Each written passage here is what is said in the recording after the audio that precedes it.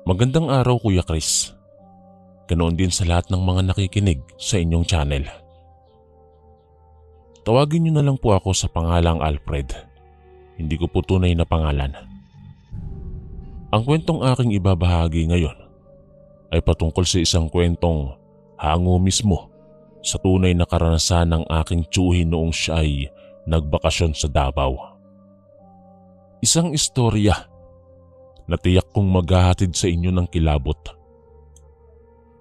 Minabuti ko pong itago ang tunay na pangalan ng mga tauhan at lugar para sa kapakanan ng kanilang pribadong buhay at turismo ng lugar.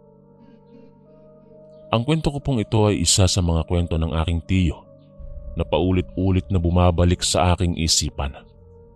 Kahit napilit kong kalimutan ang nakapaninindig balahibong kaganapan sa kwento ni tiyo.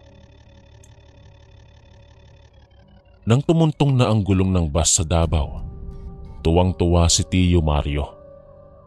Hindi niya kasi akalaing natuloy na ang bakasyon niya noon na pinapangarap niya.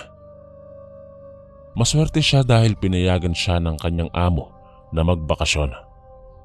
Sabik na po kasi si Tiyo Mario na makita ang kanyang magulang at kaanak sa Sitio Mabini. Habang nilalakbay ng sinasakyan niyang bus ang kahabaan ng kalsada, may isang ali ang pumara. Huminto naman ang bus at pinasakay ang ali. Nang pumasok na ang ali sa loob ng bus, umalingasaw ang isang masangsang na amoy. Waring amoy ng isang nabubulok na karne o patay na hayop. Hinala nila ay nagmumula ang amoy na iyon sa bayong na dala-dala ng ali. Ang lahat ng pasahero ay nagtiis sa amoy at nagkanya-kanyang takip na lamang ng ilong. Walang gustong dumikit sa ali sapagkat buhaghag ang buhok nito. Mahaba ang kuko at nanlilisik ang mga namumulang mata. Gula-gulanit din ang suot ng ali. Umupo ang ali sa likuran ng bus. Ang kanyang mga katabi ay napilitan na lamang na tumayo. Habang umaandar ang bus, ay nakatulala lamang ang ali. May laway ring nagtutuluan mula sa kanyang nanginginig na bibig. Habang tinitingnan ni Tiyo ang babae, magkahalong awa at takot ang kanyang nararamdaman. Gayunman ay hindi na lamang ito pinansin ni Tiyo at mas minainam niya na lamang ang tumingin sa labas ng bintana. Ang ganda kasi ng tanawin at mas gumanda pa dahil pumapalubog na ang araw sa dakong kanluran. Maya-maya lang ay huminto na ang bus sa isang nayong saklaw ng Davao. Isang lugar na hindi pamilyar kay Tiyo Mario. Sinabi ng konduktor na nasa Sitio Mabini na sila. Ang sitio kung saan nakatira ang magulang ni Tiyo Mario. Puno ng galakang ekspresyon ng mukha ni Tiyo nang makababa na siya sa bus. Kasunod niyang bumaba ang weirdong ali. Pagkatapos ay kagad na humarurot ang bus palayo. Wari bang takot na takot ang driver doon sa lugar na pinagbabaan ni Tiyo Mario. Anong problema nun? Sambit na tanong ni Tiyo Mario habang tinatanaw niya ang bus na pumapalayo. Pagkatapos ay inilibot ni Tiyo ang kanyang tingin sa lugar kung saan siya naroon. Nagtaka siya sa lugar dahil ang laki ng ipinagbago nito. Hindi na siya pamilyar sa mga daan sapagkat naging makahoy na ang paligid. Wala na rin doon ang mga bahay na dati ay dikit-dikit. Kinuha niya ang kanyang cellphone upang alamin kung nasa ang lugar ba talaga siya dinala ng bus. Balak niya sanang tawagan o i-text ang kanyang mga kaanak, subalit walang signal sa lugar na yon. Napasa po na lamang si Tiyo sa kanyang noo sapagkat hindi niya nabatid kung saan ang daan patungo sa kanila. Sa isip-isip niya ng sandaling yon, kung talagang naroon siya sa Sitio Mabini, bakit lumipas na ang ilang taon subalit ang layo pa rin ng lugar sa kabihasnan? Mas naging liblib pa ito at naging malimit ang mga nakatayong bahay. Nagpasya si Tiyo na tanungin ang ali. Inakala niyang hindi siya kakausapin ng Ali pero bigla itong nagsalita. Nagalak si Tio sapagkat marunong palang magsalita ang Ali. Natuwa si Tio sapagkat sa wakas ay may tao na rin siyang mapagtatanungan kung saan ba ang tamang daan patungo sa Sitio Mabini. Subalit nang tanungin niya ang Ali, sinabi nitong nasa Sitio Mabini na si Tio. Sakop na raw ng Sitio Mabini ang lupang kinatatayuan ni Tio Mario. Itinuro ng Ali kay Tio Mario ang daan patungo sa bahagi na maraming mga bahay. Nagugulumihanan po si Tio sapagkat ang daan na itinuro ng Ali ay lubhang maliit at masyadong magubat. Gayunpaman sa kagustuhan na makauwi sa pamilya, ay minainam ni Tio na tahakin ang nasabing daanan. Naglakad lamang siya ng naglakad hanggang sa abutan na siya ng gabi sa daan. Gumagabi na pero wala pa rin siyang nakikitang mga bahay. Nakasunod naman sa kanyang likuran ang Ali. Hindi maiwasan ni Tio ang lumingon sa kanyang likod sapagkat umaalingasaw pa rin ang bitbit na bayong ng Ali. Inilabas ni Tio ang kanyang cellphone at binuhay ang kanyang flashlight. Maayos naman ang lahat, pero bigla na lamang kinilabutan si Tio nang biglang nawala ang Ali sa kanyang likuran. Nagtaka siya kung saan napadpad ang Ali, pero pinaniwala niya na lamang ang kanyang sarili na marahil ay may ibang daan na dinaanan ng Ali. Dahil taga doon ng Ali, batid ni Tio, nakabisado ng Ali ang pasikot-sikot na daan sa lugar na yon. Isinawalang bahala na lamang ni Tio at nagpasyang magpatuloy na lamang sa paglalakad. Kalaunan, sa katagalan ng kanyang paglalakad ay may naaninag si Tio na mga mumunting liwanag sa hindi kalayuan. Mga liwanag na nagmumula sa mga bahay na kanyang natatanaw. Wari bang nabunutan si Tio ng tinik nang nakumpirma niyang may mga tao nga sa lugar na kanyang napuntahan. Subalit nagdadalawang isip siyang tumuloy sapagkat kakaiba ang hulma ng mga bahay sa lugar na yon. Taliwas sa mga bahay sa Sitio Mabini na kinalakihan niya. Mahihina lamang ang materyales ng mga bahay. Kahit gabi ay naaaninag ni Tio ang paligid dahil sa tanglaw ng buwan at ilang mga liwanag na nagmumula mismo sa mga tahanan. Napatanong si Tio kung iyon na ba talaga ang lugar na tinitirhan ng kanyang mga magulang at mga kaanak. Ang pagkakaalam niya po kasi ay sementado na ang kanilang bahay sapagkat ilang taon na rin siyang nagpapadala ng pera sa kanyang magulang para maipagawa ang kanilang bahay. Buwan-buwan siyang nagpapadala ng pera nung siya ay nagtatrabaho sa Maynila. Akma na sana siyang babalik sa kanyang dinaanan sapagkat nakumpirma niyang napadpad siya sa isang maling nayon. Ngunit nang siya ay lumingon sa dinaanan niya, nailawan niya sa kanyang likuran ang Ali na kanyang nakasabay kanina. "Saan ka pupunta?" tanong ng Ali. "Babalik po sana ako. Mukhang nagkamali po kasi ako ng binabaang lugar eh." Tugon ni Tio. Pero pinigilan siya ng Ali na umalis. Gabi na raw kasi at baka kung mapaano pa si Tio Mario sa daan. Ayon sa Ali, ay marami daw ang gumagala ng mga mababangis na hayop sa daan sa tuwing sumasapit na ang dilim.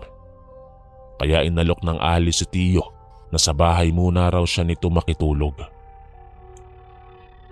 Sa sobrang tuliro, ay hindi na nagawa ni Tio ang magpasya ng maayos. Kaagad siyang pumayag sa alok ng Ali. Ngumiti sa kanya ang Ali at saka ito nagsimulang naglakad patungo sa bahay nito. Habang nakasunod na naglalakad si Tio sa likuran ng Ali, nanibago siya sa mga tao sa lugar. Bigla kasing nagbukasan ng pinto at bintana ng mga bahay sa lugar. Ang lahat ng tao sa bawat bahay ay halos nakatingin kay Tiyo. Kay daming mga batang dumungaw sa kani-kanilang mga bintana at may mga mag-asawang nakapwesto sa pintuan ng bawat bahay.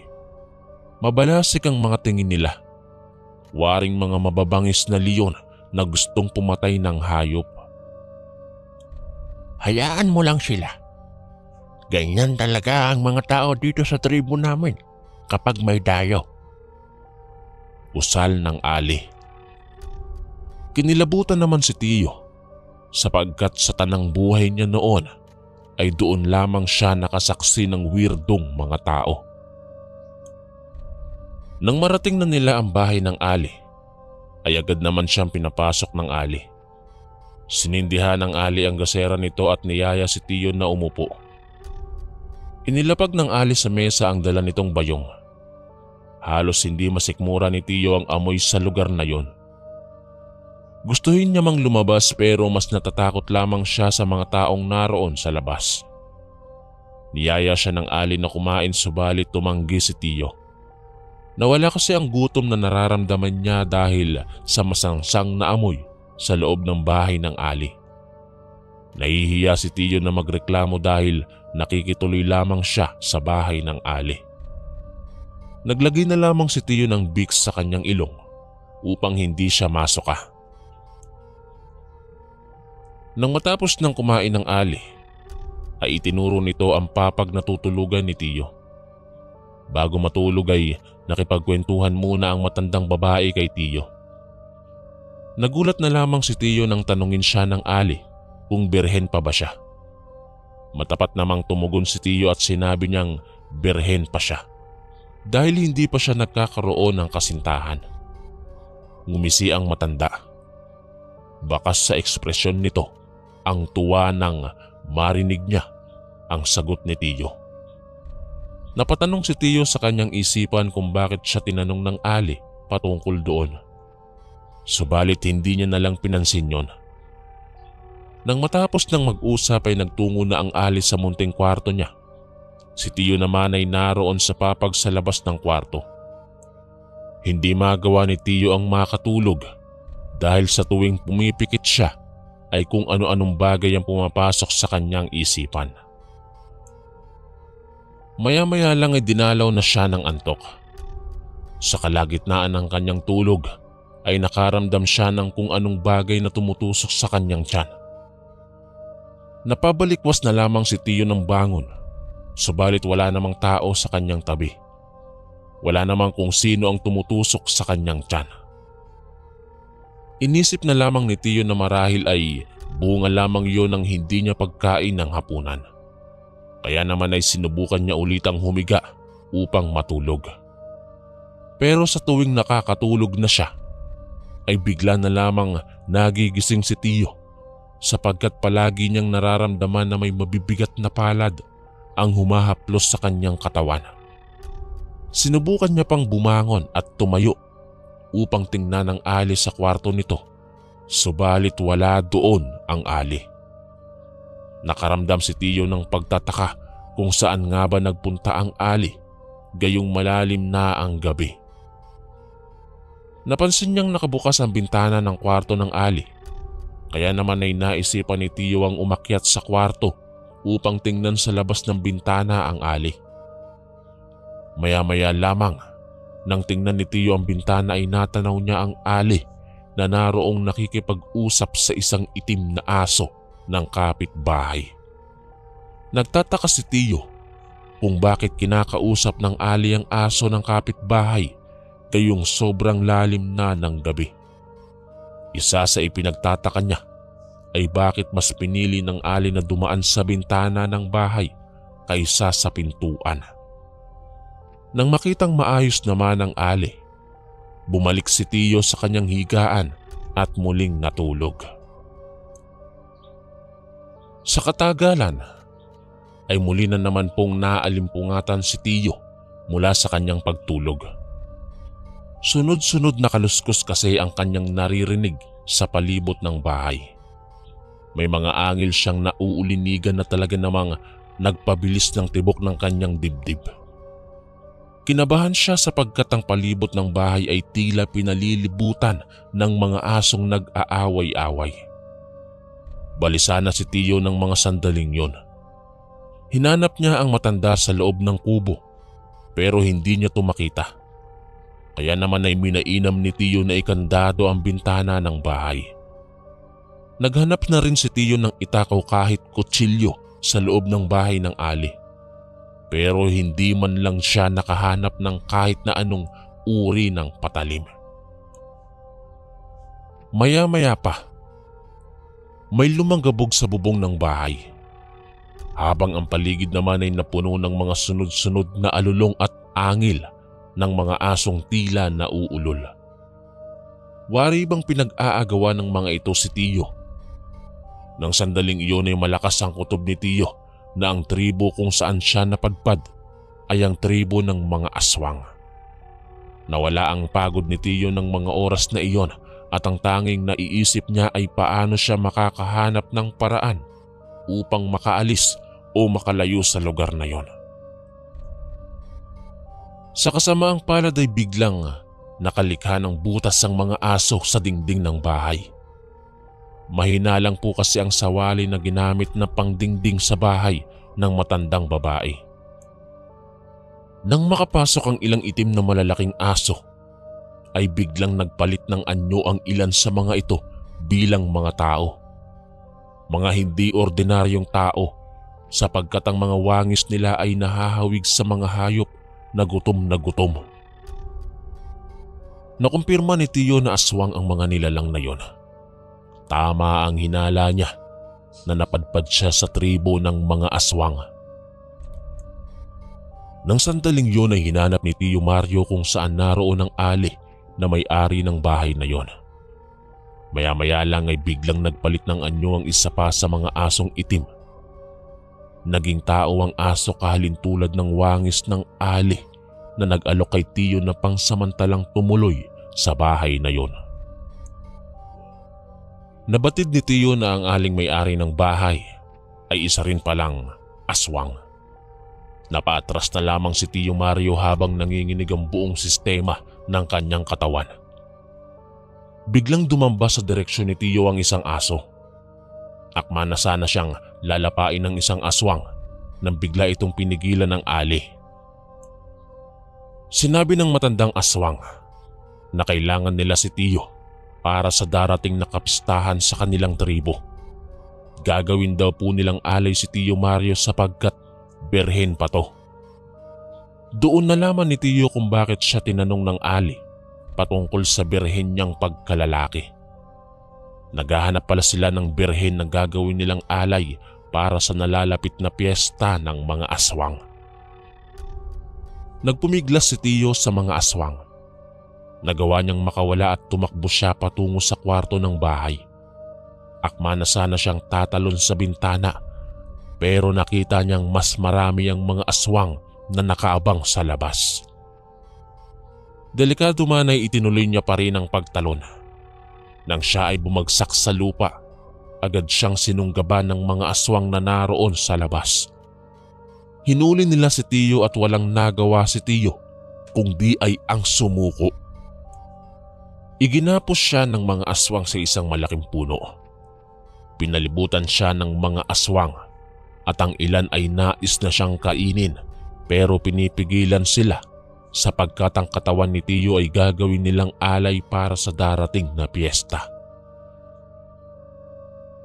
2 araw pa ang hihintayin nila bago nila patayin si Tiyo. Nung sumapit ang umaga, habang nakagapos sa isang malaking puno'y nakaramdam si Tiyo ng gutom at pagkauhaw.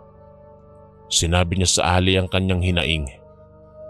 Pumasok ang Ali sa loob ng kanyang bahay at muling bumalik sa kinaroroonan ni Tiyo. Bitbit niya ang bayong na umaalingasaw ang amoy. Inilabas ng Ali ang laman ng bayong. Harapang nakita ni Tiyo ang isang nabubulok na atay ng baboy at dugong nakasilid sa isang bote. Pinilit na pinainom ng Ali kay Tiyo yaong dugo na nasa bote. Itinikom ni Tiyo ang kanyang bibig subalit pinipwersa siyang uminom ng dugo. Nagpumiglas siya hanggang sa natapon ng dugo sa lupa. Nagalit ang Ali sa kanya kaya kinalmot siya ng Ali sa tiyan. Nawakwak ang damit ni Tiyo. Nag-iwan naman ng bakas ng kuko sa tiyan ni Tiyo ang tagpong yun. Dinakot ng Ali ang nabubulok na atay at pilit itong ipinapakain kay Tiyo. Itinikom lamang ni Tiyo ang kanyang bibig sapagkat hindi niya kayang kainin ng bagay na yon. Mas ginusto pa ni Tiyo ang magutom ng oras na yon kaysa ang kumain siya ng atay na nabubulok. Sa sobrang inis ng Ali ay isinampigan na lamang sa mukha ni Tiyo ang atay. Sumapit ang panibagong gabi. May bagong bihag ang mga aswang. Itinali rin nila ito sa likod ng puno kung saan nakatali si Tiyo. Halos nawalan na si Tiyo ng pag-asa na makakaalis pa siya ng buhay doon. Paulit-ulit siyang nagpumiglas hanggang sa lumuwag ang lubid na nakatali sa kanya.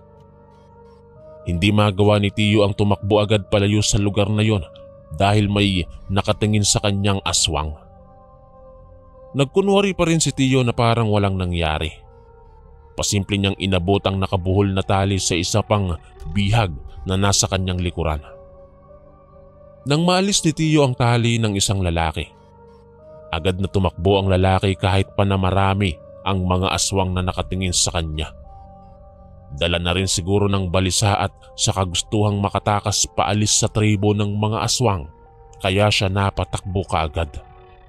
Subalit napansin siya ng mga aswang kaya hinabol siya ng mga ito. Nagawa mang makalayo ng lalaking iyon subalit hindi siya nagtagumpay na takasan ng mga aswang. Nagmakaawa ang lalaki sa mga aswang subalit hindi siya pinakinggan. Mula sa likuran ay dinukot ng isang aswang ang kanyang puso. Ang tagpong iyon ay kaagad na naging sanhi sa pagkamatay ng lalaki. Pagkatapos ay sinunggaban ng maraming aswang ang kanyang bangkay. Nag-anyong aso ang iba habang pinag-aagawa ng katawan ng lalaki. Kalaunan ay nagkahiwa-hiwalay ang mga parte ng katawan ng lalaki.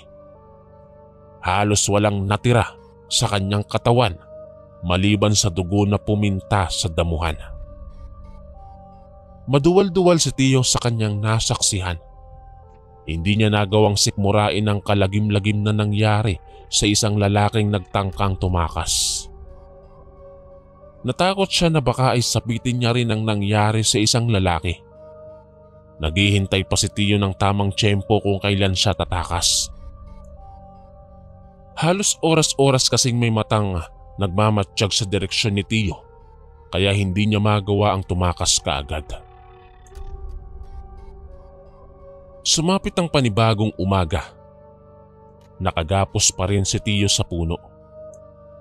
Napansin niya ang isang itak na naroon sa hindi kalayuan. Lumingon-lingon siya sa paligid. Nang mapansing walang mga aswang ang nakatingin sa kanya, marahang inalis ni Tiyo ang lubid na nakatali sa kanya. Nang umaga kasing iyon, ay abala ang mga aswang sa kani-kanilang mga bahay. Iilan lamang ang mga nasa labas dahil umaga. Marahang pinuntahan ni Tiyo ang nakita niyang itak. Nang makuha na niya ang itak ay agad siyang bumalik sa puno at itinali ng maluwag ang kanyang sarili. Ikinubli niya ang itak sa kanyang tagiliran. Nang oras na iyon ay bahagyang nagkaroon ng pag-asa si Tiyo dahil sa itak na meron siya. Ang araw na iyon ay ang araw kung kailan gaganapin ang piyesta ng mga aswang. Sa oras na sumapit ang gabi, tiyak na kamatayan ang naghihintay kay Tiyo. Nahirapan si Tiyo na makatakas ng umagang yon dahil ang mga aswang sa tribong iyon ay mapapansing parang mga normal na tao tuwing umaga. Nagagawa nilang lumabas at magpasikat sa araw na para bang mga ordinaryong tao lang. Isa ito sa dahilan kung bakit hirap na hirap si Tiyo na makahanap ng tamang pagkakataon na makawala palabas sa tribo na yon. Pinagmasdan niya ang mga aswang na abala sa pag-aayos sa bahagi kung saan idadaos ang piyesta. Naghanda ang mga aswang ng mga hayop na kanilang makakatay. Nagdisenyo na rin sila sa lugar kung saan nila papatayin si Tiyo. Dahil abala ang mga aswang sa dekorasyon na isinasagawa nila, ginamit ni Tiyo ang pagkakataong yun upang makatakas. Akma na sana siyang aalis nang biglang nakita siya ng ali. Ang nooy ali na nagturo sa kanya ng lugar na yon. Mabalasik ang mukha na nagtungo ang ali patungo sa kinaroroonan ni Tiyo. Nang makalapit ang ali ay pasimpleng hinugot ni Tiyo ang kanyang itak. Itinutok niya sa ali ang matulis na dulo ng itak na yon. Nakita siya ng mga aswang, kaya pinalibutan siya ng mga ito. "Kung hindi niyo ko hahayaang makaalis, papatayin ko siya." Nanginginig ang kamay na turan ni Tiyo. Hinawakan niya sa mga kamay ang ali habang ang dulo ng itak ay nananatiling nakatuon sa leeg ng ali. Nang sandaling iyon ay walang nag-anyong aswang dahil umaga. Binigyan nila ng daan si Tiyo upang makaalis sa tribong iyon at hindi binibitawan ni Tiyo ang ali. Nanatili niya itong bihag-bihag habang naglalakad palabas ng tribo. Walang sumunod sa kanila sapagkat natatakot ang mga aswang na baka ay malagasan ng kanilang lahi. Nang makalayo na sa tribo ay hindi alam ni Tiyo kung saan ang tamang daan palabas sa gubat. Pinauna niya ang ali at binanta ang papatayin niya ito kung hindi nito ituturo ang tamang daan palabas sa gubat. Agad namang sumunod ang ali sa kagustuhan ni Tiyo. Subalit umabot na ng tanghali pero hindi pa rin sila nakakaalis sa gubat.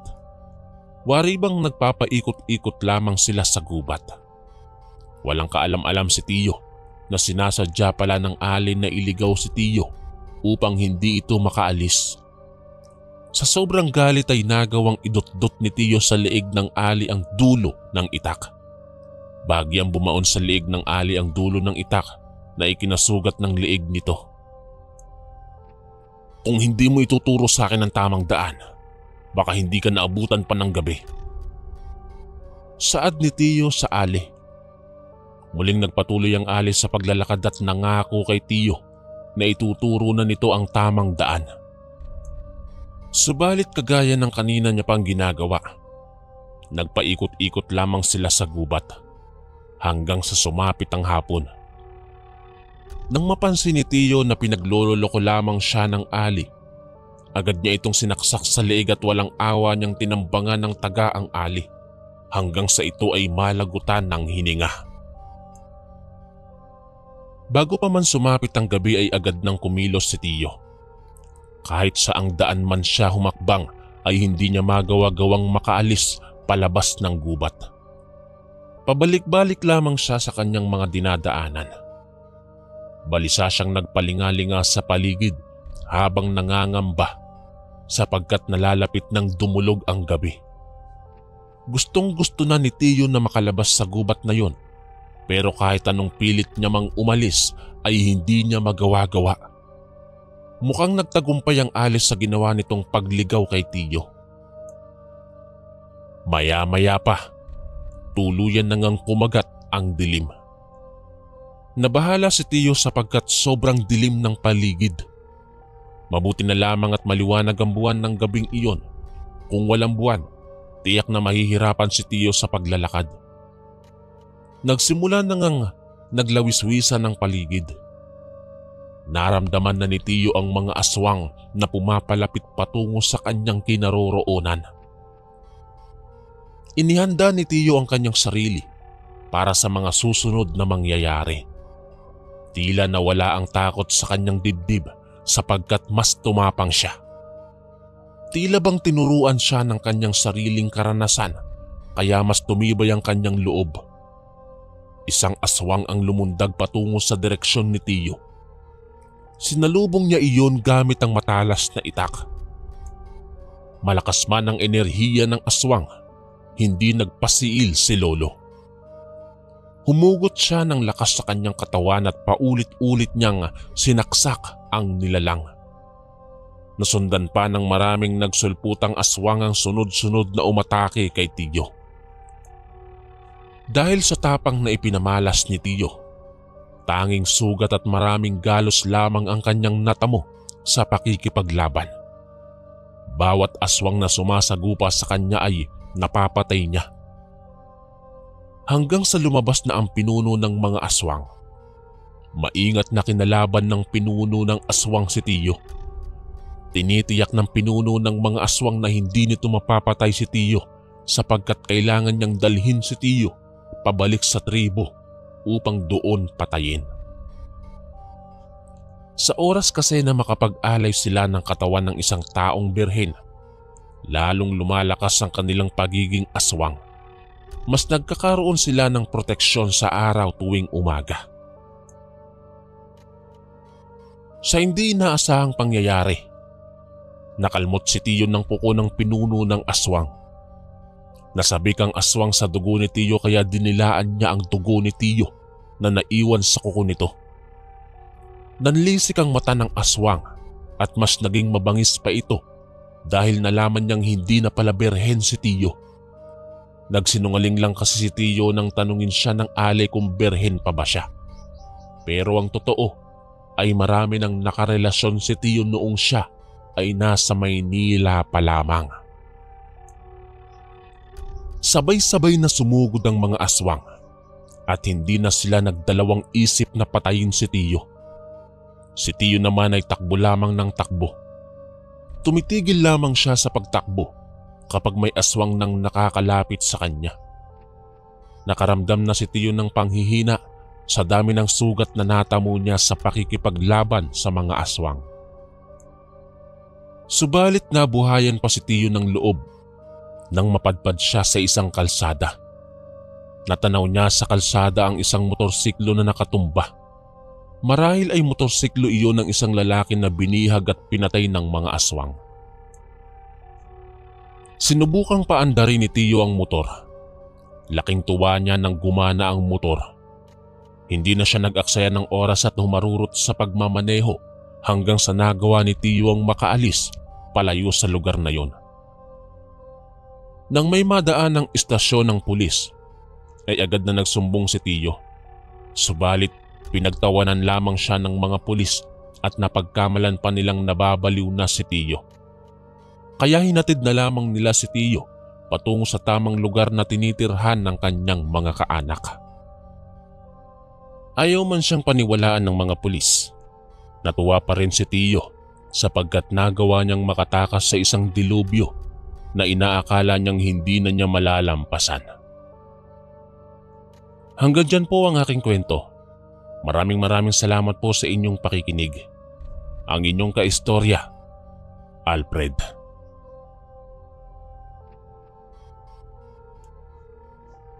Magandang araw, Kuya Chris. Ako nga po pala si Tonyo. Hindi ko tunay na pangalan. Ang kwentong aking ibabahagi ngayon ay patungkol sa nakakatakot kong karanasan nung ako ay naglayas sa aming bahay. 22 taon ako noon. Hindi ko alam na mapanlin lang pala ang mga nilalang ng dilim, kagaya ng mga aswang. Nagmamaneho ako noon ng aking kotse. Ni isang gamit ay wala akong nadala maliban sa aking sasakyan. Galit na galit kasi ako sa aking magulang dahil pinagalitan nila ako bunsod ng mababang grado na aking nakuha sa klase. Gusto nila na maging isang engineer ako balang araw. Kaya napilitan akong kunin ng kurso na hindi ko naman gusto. Mababa tuloy ang mga grades na aking nakuha sa bawat subjects ng engineering. Mahilig talaga ako sa mga hayop kagaya ng aso at pusa. Nais ko sana ang maging veterinarian, pero pinigilan ako ng aking ina. Malas daw ang mga hayop sa buhay nating mga tao dahil ang mga ito ay walang pananampalataya. Naniniwala kasi ang aking magulang na ang mga hayop ay kasangkapan ng demonyo. Kagaya lang daw ito ng mga insekto na napapasunod ng mga mambabarang. Imbis na makipagtalo, ay minabuti ko na lamang na maglayas. Ginabi na ako sa daan. Tuloy lamang ako sa pagmamaneho dahil hindi ko naman alam kung saan ako pupunta. Hanggang sa napadpad ako sa bahaging may kalsada na bawal pasukin. May nakapaskil na no trespassing. Pero hibang ako sa tagpong naisipan ko ang mag-explore sa kalsadang yon. Bumaba ako sa aking kotse at tinanggal ang harang sa kalsada. Masaya akong bumalik sa aking kotse at nagmaneho papasok sa madilim na daraanan. Nagpatugtog ako sa loob ng aking kotse upang makapag-relax ng bahagya at pansamantalang makalimutan ang aking problema. Sa kalagitnaan ng aking pagmamaneho ay may nakita akong isang babae sa hindi kalayuan. Nakatalikod siya habang nakalugay ang magulo niyang buhok. Sinong matinong babae naman ang mag-isang maglalakad sa gitna ng madilim at lumang kalsada? Ano kaya ang ginagawa niya rito? Akala ko ba bawal pumasok sa lugar na to? Nagtatakang sunod-sunod na tanong ko sa aking sarili. Inihinto ko ang aking sasakyan, subalit hindi pa rin umaalis sa pwesto ang babae. Binusinahan ko na siya upang umalis sa gitna ng kalsada. Pero nanatili pa rin itong nakatalikod at walang kibo. Siguro isang babaeng bayaran lang yan. O baka naman adik na nantitrip. Ang lakas naman ng tama niya. Usal ko sa aking sarili. Paulit-ulit kong binubusinahan ng babae. Pero ayaw pa rin nitong umalis. Para siyang estatwa na nakatayo lamang.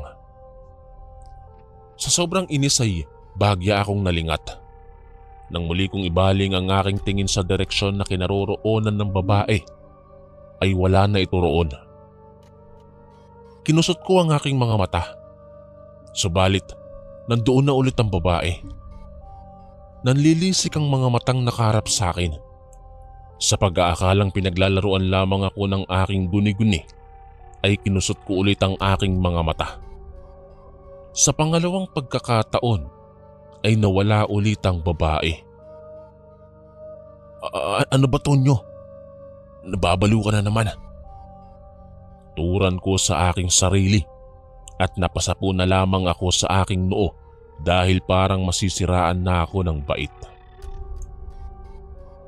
Nagpatuloy ako sa pagmamaneho at maya-maya lang ay biglang may lumagapak sa bubong ng aking kotse. Napabusina ako ng malakas sa sobrang pagkagulat.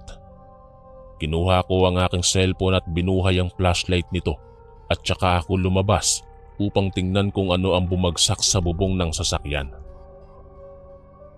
Sanga lang pala. Sambitla ako nang makita ang isang malaking sanga. Tumingin ako sa itaas upang tingnan kung anong klase ng puno ba ang sangang iyon. Nagsitindigan ang aking mga balahibo sa braso at batok. Dahil sa aking pagtingala ay pinagpawisan ako ng malamig matapos makitang umalog ang sanga ng punong balite. May nakita akong anino doon sa taas ng puno na bigla na lang nawala at lumipat sa iba pang mga puno. Nang mga oras na iyon ay inisip ko na lang na matching ang aking nakita dahil lubhang makahoy ang lugar. Bumalik na lamang ako sa loob ng aking kotse at nagpatuloy sa pagmamaneho. Kalaunan ay nagulat ako nang biglang may kung ano ang kumalso sa unahang gulong ng kotse. Wala naman akong nakitang hams, pero laking pagtataka ko nang biglang parang may kung anong sumangkal sa aking gulong. Sa muling pagkakataon ay pumanaog ulit ako sa aking kotse upang tingnan kung may nasagasaan ba talaga ako. Lumamig ang simoy sa labas kaya muli akong kinilabutan at nagmadaling sumakay sa loob ng aking kotse. Wala akong nakitang kahit na anong bagay na nasagasaan. Kinuha ko ang bote ng alak na aking itinabi at tumungga ako ng kaunti upang magbaka sakaling bumalik sa katinoan ang aking isipan. Gulong-gulo na kasi ako nung mga sandaling yon sapagkat parang mababaliw na ako sa mga kababalaghan na nararanasan ko noon. Nang makainom na ng alak ay nagpatuloy ako sa pagdadrive. Medyo nahihilo na ako noon pero kinakaya ko pa naman. Muli kong inihinto ang aking kotse dahil nakita ko na naman ang babae sa hindi kalayuan. Kung nakatalikod lang siya noong una, ngayon naman ay nakatuwad na siya. Abay, siraulo nga talaga ang babaeng to. Baliw na bayaran nga ata ang lintik na yan. Natatawa kong litanya at lumabas. Lumapit ako sa babae upang tanungin kung saan siya nakatira. Pero hindi ito kumikibo. Inakala kong nakikipagbiruan lang siya sa akin kaya naman ginaya ko siya. Tumuwad din ako at sinilip siya sa pagitan ng aking mga hita. Nawala ang kalasingan ko nang makita kong nakalutang ang babae. Ayon kasi sa sabi-sabi, na kapag tiningnan daw ang isang aswang mula sa pagitan ng ating mga hita, ay nakalutang ang mga ito. Nataranta ako at napahiyaw. "Putek, aswang!" Taranta kong sigaw at nagmadaling pumasok sa aking kotse. Walang pag-aalinlangan kong binundol ang babae sa sobrang takot na naramdaman ko. Huminga ako ng malalim at nagpasyang patayin na lamang ang tugtog ng aking kotse. Dahil imbis na kumalma ako, ay mas natataranta ako sa mga tugtog. Hindi ko kasi naririnig ang ingay sa aking paligid. Nagpatuloy lang ako sa pagmamaneho. Kahit lumalakas ang kabog ng aking dibdib, ay sinisigurado ko na makakapagmaneho pa rin ako ng maayos at ligtas. Sa hindi inaasahang pangyayari, ay nagbabadya ng tumigil ang aking kotse. Pumapalya-palya na ito na para bang nauubusan na ng gasolina. Alaunan ay nangyari nga ang tagpong aking inaasahan. Huminto ang kotse dahil sa pagkaubos ng gasolina. Lalabas na naman ba ako? Maluha-luha akong tanong sa aking sarili. Bigla akong nagsisi sa aking ginawa. Naalala ko ang aking ama at ina kaya pilit ko silang tinatawagan. Pero kahit anong numero ang aking tawagan ay hindi ko makontak dahil walang signal sa lugar na yun. Ilang porsyento na lang ay malolobat na ang aking cellphone. Naglakas ako ng loob na lumabas upang i-check kung bakit ang bilis maubos ng aking gas. Gayong full tank naman yon. Dala ang cellphone na buhay ang flashlight ay napansin kong tumatagas pala ang tangke ng gasolina sa ilalim ng aking sasakyan. Napailing na lamang ako at kamot sa aking ulo dahil sayang lang ang mga gasolinang natapon. Inilawan ko ang ilalim ng sasakyan at doon ay nagulat ako sa aking nakita. Napaatras ako at nabitiwan ko ang tangan kong cellphone nang may nakita akong isang nakangiting babae na nakakapit sa ilalim ng kotse. Nagulat pa ako sa aking narinig dahil isang huni ng pusa ang aking naulinigan. Kinapa ko ang pinaglaglagan ko ng aking cellphone at kinusot ang aking mga mata. Nang ituon ko ang flashlight sa ilalim ng aking kotse, ay isang pusa lang naman pala ang nakakapit doon. Taliwas sa nakakatakot na nilalang na una kong nakita. Muli akong napasapo sa aking noo dahil kung ano-ano na lamang ang aking nakikita. Nginatngat siguro ng pusa ang ilalim ng aking kotse kaya tumagas ang gasolina. Imbis na magalit sa hayop, ay kinuha ko ang pusa at mapagkalinga ko itong kinalong. Naglakad na lamang ako at nagbabaka sakaling may masumpungan akong bahay at tindahan ng gasolina sa unahang bahagi mula roon sa pinaghintuan ko ng kotse. Bitbit ang pusa ay nagalak ako nang may makita akong isang lumang bahay sa gilid ng kalsada. Kumatok ako doon ngunit walang tao na sumasagot. Nagulantang na lamang ako nang biglang nasira ang pintuan dahil may kalumaan na rin ang mahinang materyales na ginamit sa bahay na yon. Pumasok ako sa pintuan at nang mapansing walang tao ay naghanap ako ng silid na maaari kong tulugan ng pansamantala. Umakyat ako sa hagdanan upang tingnan ang pangalawang palapag. Nang may makitang matinong higaan ay natulog ako doon katabi ang pusa. Naisin ko mang manatiling imulat ang aking mga mata, pero mas pinili ko na ang pumikit. Baka sakaling makatulog ako ng mahimbing matapos ng mga kababalaghang nangyari. Maya-maya pa'y isang kalmot sa dibdib ang bigla kong naramdaman. Napilitan akong imulat yaong aking mga mata at kabado akong tumingin sa aking dibdib noon na kung saan nakapatong ang pusa. Wari bang pilit binubuksan ito ang aking dibdib sa di malaman na kadahilanan. Tinaboy ko ito gamit ang mahina kong boses, ngunit nakayuko lamang ito. "Umalis ka riyan, alis!" Mahina akong litanya. Dahan-dahang iniangat ng pusa ang kanyang ulo mula sa pagkayuko. Kakaiba ang tingin nito na kakakitaan ng bangis na kay hirap tukuyin. Ilang beses akong kinalmot nito sa muka. Pilit kong tinataboy ang pusa sa aking muka pero mahigpit ang kapit ng kuko ng hayop na yon. Hibang akong napatayo na naging dahilan sa mahabang kalmot mula sa aking muka paibaba sa aking paanan. Nanghihina akong lumabas upang sana'y takasan ng pusa.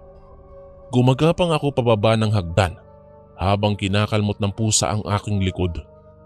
Kinuha ko ang cellphone sa aking bulsa upang magsilbi kong flashlight. Tumatakbo ako pabalik sa aking kotse habang ang pusang humahabol sa akin ay nag-anyong babae. Kahalintulad ng babaeng kanina ko pa nakikita. Nakumpirma ko ngang aswang ang babaeng yon dahil sa kakayahan niyang mag-anyong hayop. Ngayon ay naging malinaw na sa akin kung bakit niya gustong buksan ang aking dibdib. Nang mga oras na iyon ay inubos ko ang lahat ng natitira kong lakas upang marating ko ang kotse. Batid ko kasing mas matibay pa ang pintuan ng aking kotse puwera sa lumang bahay na tinuluyan ko kanina. Sa kabutihang palad ay nagawa kong marating ang kotse at kaagad akong pumasok sa loob.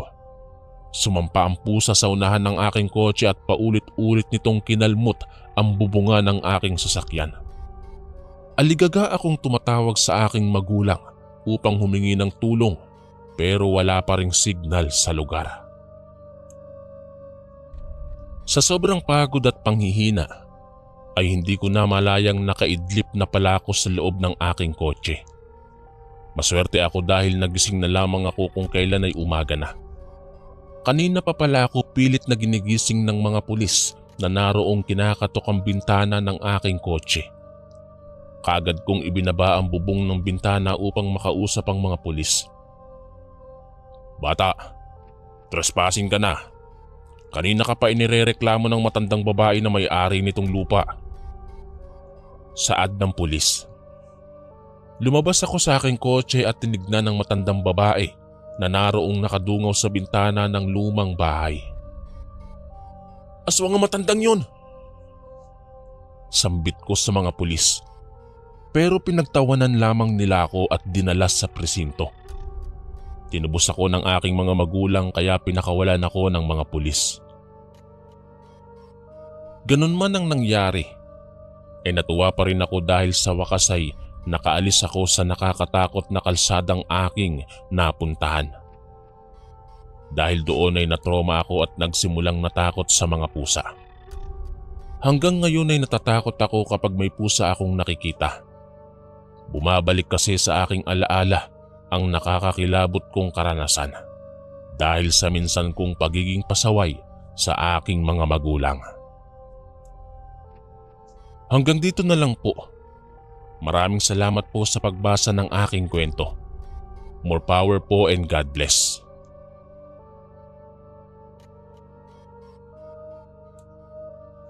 Mahilig ba kayong magrenta ng bahay? Kung oo, gaano kayo kasigurado na ligtas kayo sa loob ng bahay na iyong piniling rentahan? Paano kung sa iyong patuloy na pananatili doon, isang misteryo ang iyong matutuklasan na maghahatid sa iyo ng takot sa eksaktong pagkagat ng dilim? Gaano ka katapang upang iyon ay harapin? Magandang araw sa iyo, Kuya Chris. Itago niyo na lamang ako sa pangalang Vicente. Ang kwentong aking ibabahagi sa inyo ay tungkol sa nakapaninindig balahibong karanasan ng aking lolo noong siya ay nangupahan ng bahay sa isang lugar sa Iloilo na sinasabi nilang bulwagan ng mga aswang. Bilang pagsisimula, narito po ang buong istorya. Ika-9 ng Agosto. Matagal na panahon na ang nakaraan. Naglayag si Lolo mula sa Pangasinan patungo sa Iloilo. Nakadestino siya sa lugar na iyon bilang isang trabahador sa pagawaan ng mga malalaking tangke. Mahirap ang kanilang buhay kaya naman ay napilitan si Lolo na lumayo sa kanyang pamilya upang matugunan ang kanilang araw-araw na pangangailangan. Nang makarating si Lolo Wilfredo sa nasabing lugar, kaagad siyang naghanap ng bahay na mauupahan. Hindi niya pa kabisado ang lugar na iyon sapagkat yun ang unang pagkakataon na nakaapak siya sa lugar ng Iloilo. Nagtanong-tanong si Lolo sa mga taong nakasalamuhan niya kung saan daw pwedeng makahanap ng bahay na rerentahan. Yung malapit lamang sa kanyang pinagtatrabahuhan. Isang babae ang tumulong sa kanya at itinuro nito ang kinaroroonan ng mga bahay na paupahan. Laking pasasalamat ni Lolo Wilfredo sa tulong ng babae dahil sa wakas, nakatuntun siya ng malawak na paupahan ng mga bahay. Manghang-mangharaw si Lolo habang inililibot niya ang kanyang paningin sa mga magagandang bahay. Maging ang simoy ng hangin ay masarap lang hapin. Nakaka-relax daw at nakawawala ng stress.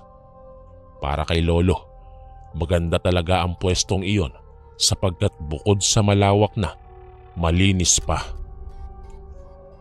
Natitiyak ni Lolo na ligtas siya sa lugar na iyon kung sakaling doon siya magrerenta. Nakatayo si Lolo sa harap ng pulang gate habang pinagmamasdan niya ang buong paligid. Dala-dala niya ang kanyang malaking bag na pawang mga mahahalagang bagay ang nasa loob. Lumipas ang ilang minuto. Isang matandang babae ang umagaw sa atensyon ni Lolo. Nakasuot daw ng puting bestida ang matanda at naglalakad dito patungo sa gate.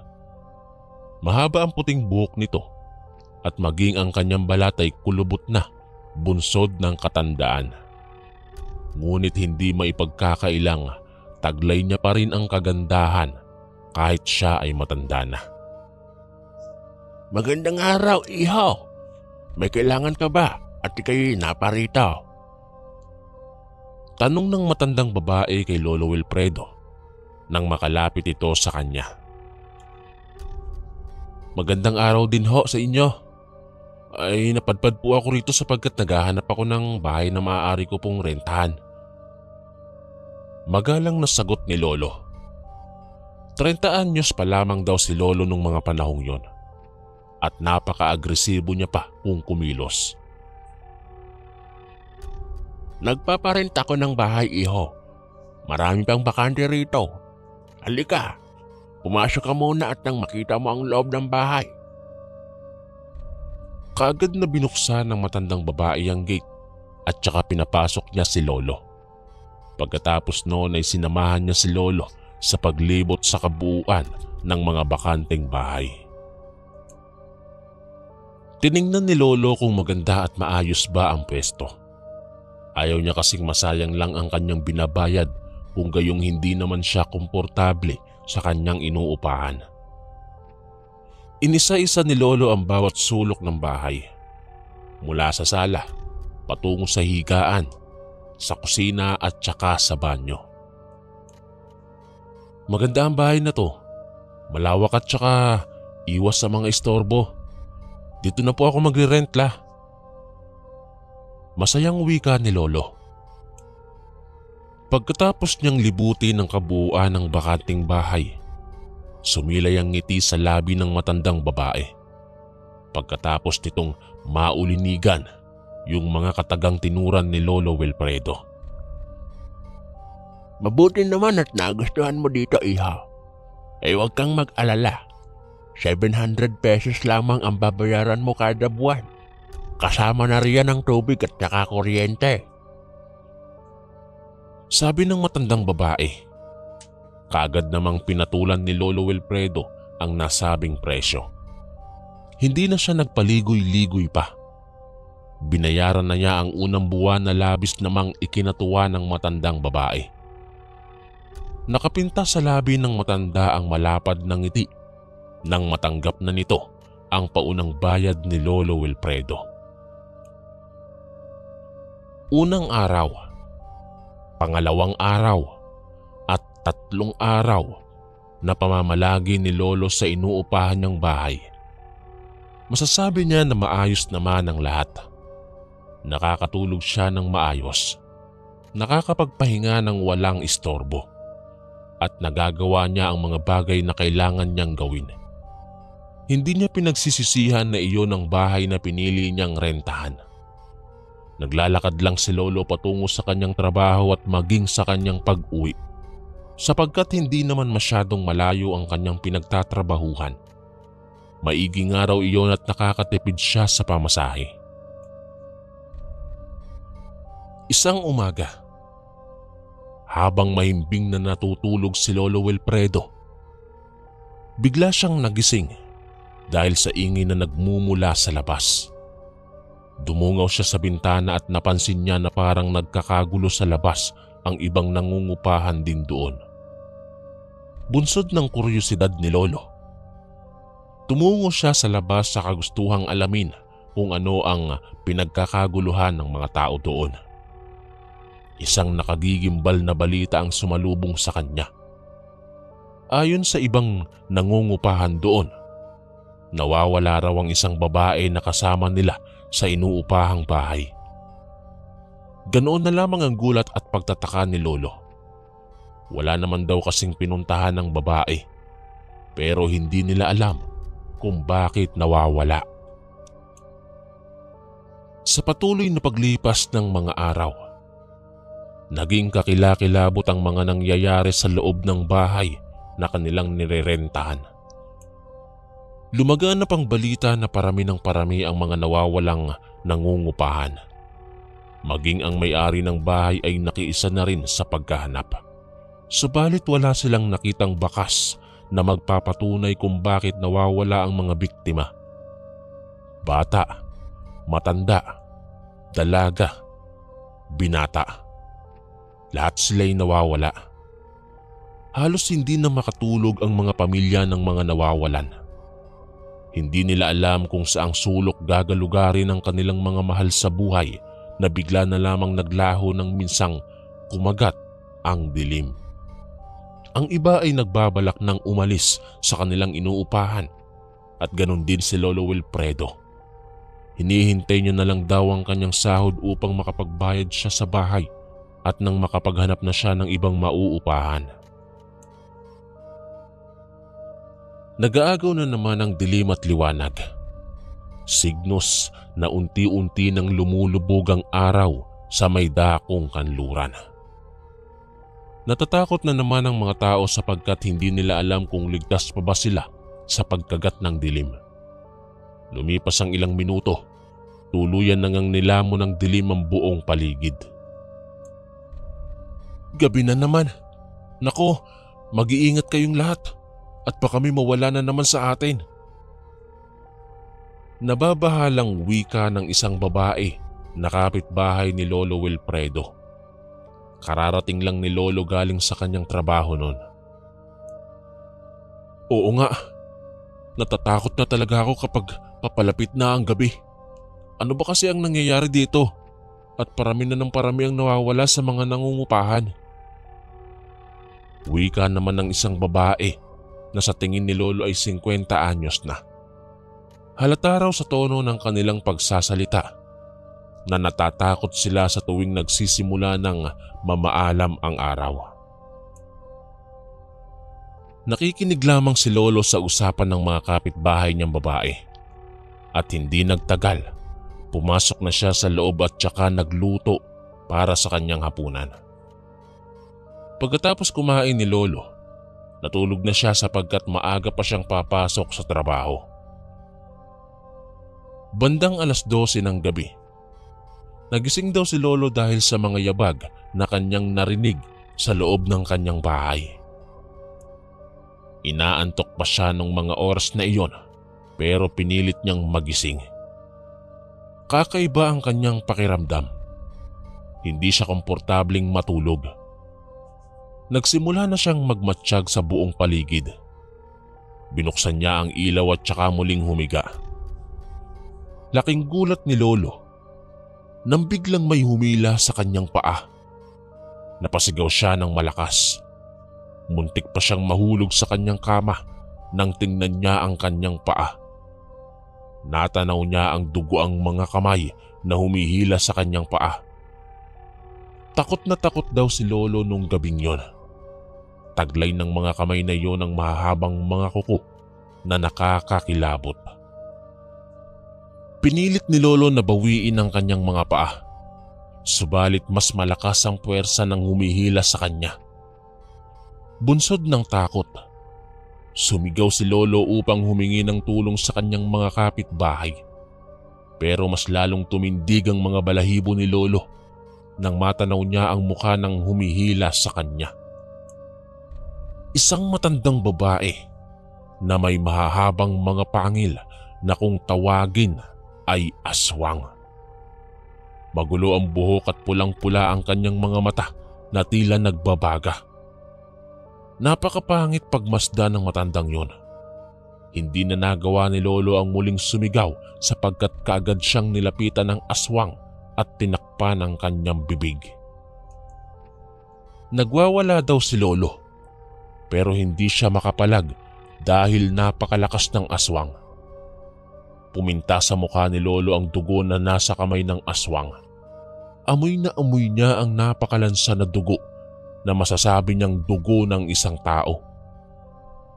Kinaladkad pa siya nito palabas sa kanyang kwarto, patungo sa sala palabas sa bahay. Hanggang sa nakarating sila sa isang bodega. Doon niya dinala si Lolo. Maliwanag ang loob nito at tanaw ni Lolo ang lahat ng mga bagay na nakapaloob sa bodega. Yun ang bodega na ipinagbabawal ng may-ari na huwag pakikialaman. Binalot ng kuryosidad si Lolo dahil sa pagbabawal. At nung nasa loob na siya ng bodega, nahanap ni Lolo ang sagot sa kanyang tanong na kung ano ba talaga ang mayroon sa loob ng bodegang yon. Halos masuka raw si Lolo dahil sa kanyang nakita.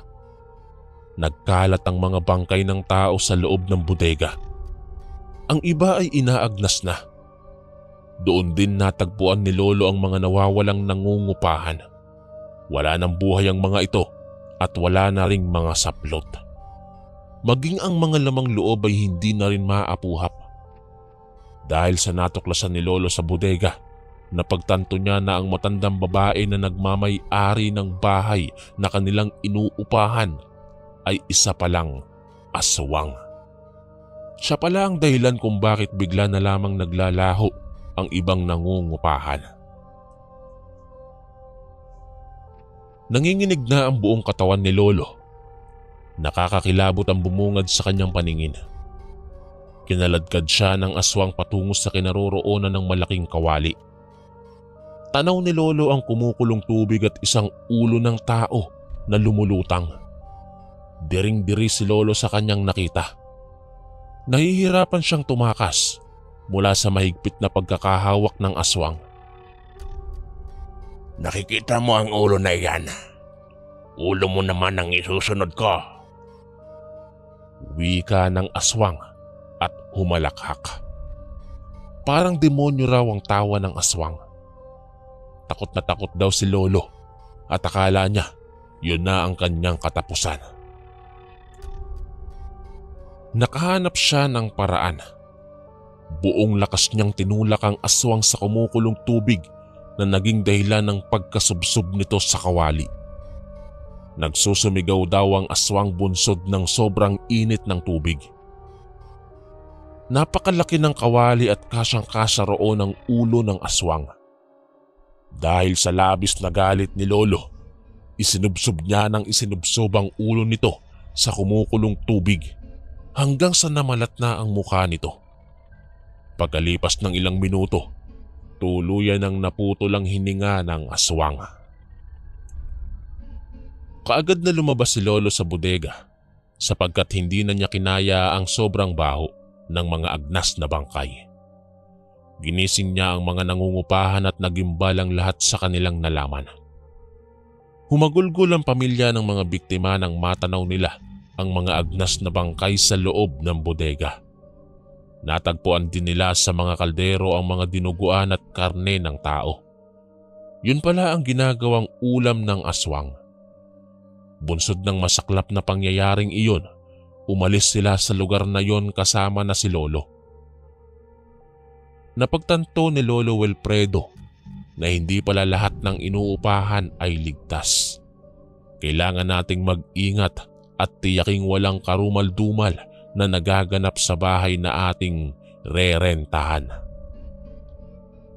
Hanggang dito na lamang po ang aking kwento. Lubos na gumagalang ang inyong kaistorya, Vicente. Maraming salamat po mga kaistorya sa pakikinig. At kita-kits po ulit bukas para sa isa na namang nakakatakot na kwento. Ito po si Kuya Chris, ang inyong kaistorya. God bless po at ingat po lagi.